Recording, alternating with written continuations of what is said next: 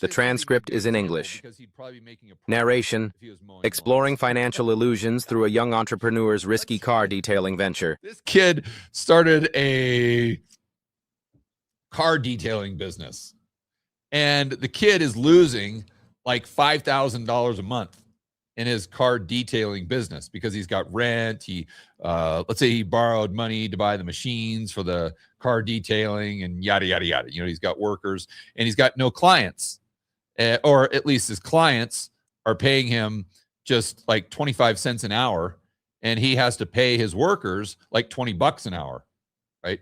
But his dad is the CEO of the kid's car detailing business. So the kid goes to buy the car, and they're like, no way, we're giving you the loan on that car detailing business. It's losing $5,000 a month. No way. But his dad comes in, whose only income is being the CEO of the kid's auto detailing business. The dad comes in, it's like, well, I'll co-sign. And then the guy selling the car is like, oh, in that case, well, this is a no-brainer. This is a no-brainer deal. And no one takes the time to sit down and connect the dots, because it's like, well, we don't need to think this through. It's straightforward. We got the kid's dad. He's the co-signer. Enough said. And no one takes it one step further where you're like, wait a minute here. There's no way that we would lend to the kid directly because his business sucks. But his dad's only source of revenue is from the sucky business. That's literally what we're dealing with here. That's what we're dealing with. And for some reason, the market just sees Nvidia, or the kid's dad, as a cosigner, and they're like, well, this is fantastic. Nothing can go wrong here, because we know that Nvidia makes all this money, just like the kid's dad makes whatever, $3,000 a month. Well, sure, he makes $3,000 a month, but that's because his kid is losing $5,000 a month. So at some point in time, the kid's business goes bust and dad ain't going to have any income. And then the cosigner is completely worthless, because the cosigner was dependent on the original borrower. That's the bottom line. All right. So then they highlight the BIS came in with a report where they kind of talked about this. They're warning about this. I think I did a video on that. And Ed Dowd, by the way, I think he did a Substack, which was really, really good, on this AI CapEx complete nonsense. But that was before they came out with this. Just, it's almost like Jensen, Sam, and Miyagi-san, or whatever the dude's name is with SoftBank. It's almost like all these guys like get on a conference call, like a Zoom call, and it's almost like becoming a joke. Like, they get on this Zoom call and they're like, I know what we can do. We can go ahead and have Nvidia co-sign for OpenAI, and then you can go ahead and get your loan, and then you can go ahead and charge your fees and blah, blah, blah, blah, blah. And, our share price will go up. And then on that call, they're probably like, no, that's pushing it a little too far. I mean, the market's going to see right through this. I mean, this is just blatant Ponzi scheme stuff.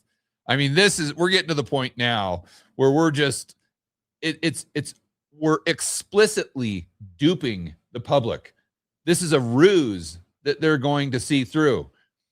And then they kind of like ponder for like a minute or two. And then Sam interjects. He's like, I don't know. The markets, they're pretty stupid. And then Jensen's like, yeah, you got a point. And then Miyagi-san's like, oh, yeah, I've been doing this for 20 years. I've been doing this for 20 years. They will never notice. They will never notice. The more outrageous we get, the more the market bids up the price. And they're like, yeah, but this is really a step too far. And they're like, yeah, let's just go ahead and do it.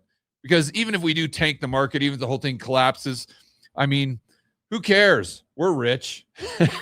We've got no downside. And if the market does buy this ruse, then we can come back on the Zoom call next week and we can toast a whiskey and we can have a good laugh about it. Because it's at the point now where I think they're just doing it to entertain themselves. Like, I'm sure they're doing it to make money and there's no downside for them and everything. But on a certain level, I think they're like, let's just see how far we can push the absurdity just for like shits and giggles. Like, sorry if you got kids watching, but that has to be what's going on. Like, this could be an In Living Color skit. For those of you who are my age, you know that was the best comedic show of all time, right? This could literally be an In Living Color skit right now. So the question is, when does the market actually like connect the dots here and like, wait a minute, the pretzel goes around like this and it comes around like that and then it goes around this side, but it comes right back to where it started, doesn't it? And I think that's another one of the things that makes the ruse last as long as it has, because it's not circular. So you just see the headlines, and if you just scan through, you're like, yeah, this doesn't sound right, but whatever. Anyway, let's get on with my day. But because they make it a pretzel, it actually, you got to think about it a little bit, and you come to the exact same conclusion. But let's go over to the CNBC homepage, because here is where rubber could be meeting the road. What I mean by that is NASDAQ down 0.21. And keep in mind, this is on a day, guys, when oil is down 7.6%. NASDAQ should be ripping right now. And remember, Google came out last week and they had negative $5 billion in free cash flow because of the pretzel financing or what they're spending on it. And instead of the market bidding up their share price like it used to do, it's like, no, we're not playing that game. Homie, don't play that. Right? Remember that one?